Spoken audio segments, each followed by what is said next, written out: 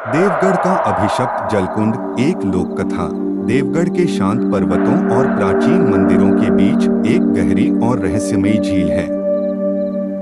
स्थानीय लोग इसे अभिशप्त जलकुंड कहते हैं और वे इससे जुड़ी एक भयानक कहानी सुनाते हैं। बहुत समय पहले देवगढ़ में एक शक्तिशाली राजा राज्य करता था।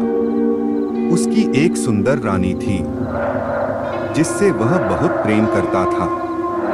लेकिन एक दुष्ट मंत्री ने राजा के मन में रानी के प्रति संदेह पैदा कर दिया।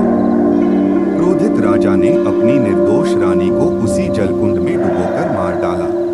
मरते समय रानी ने पूरे देवगढ़ को श्राप दिया, जिस प्रकार मुझे इस जलकुंड में छल से डुबोया गया है, उसी प्रकार इस जलकुंड में डूबने वाला हर प्राणी मेरी कैद में रहेगा। मेरी आत्मा को कभी शांति नहीं मिलेगी और इस स्थान पर हमेशा अंधेरा और पीड़ा छाई रहेगी। उस दिन से स्थानीय लोग कहते हैं कि सूर्यास्त के बाद जलकुंड में रानी की आत्मा भटकती है।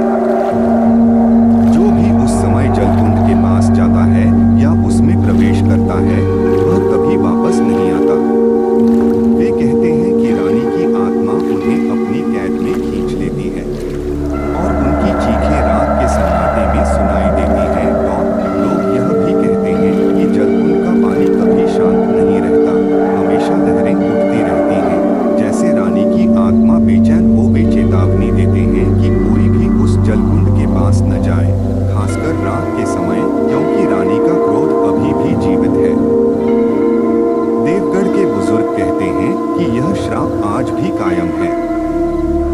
वे अपने बच्चों को इस जलकुंड से दूर रहने की चेतावनी देते हैं और वे रात में जलकुंड के पास जाने से डरते हैं। यह कहानी पीढ़ियों से चली आ रही है और देवगढ़ के लोगों के दिलों में डर और सम्मान का मिश्रण पैदा करती है। यह जलकुंड सिर्फ एक झील नहीं, बल्कि एक चेतावनी है, एक ऐसी जगह जहां प्राचीन क्रोध और पीड़ा आज भी जीवित हैं। यह देवगढ़ की लोक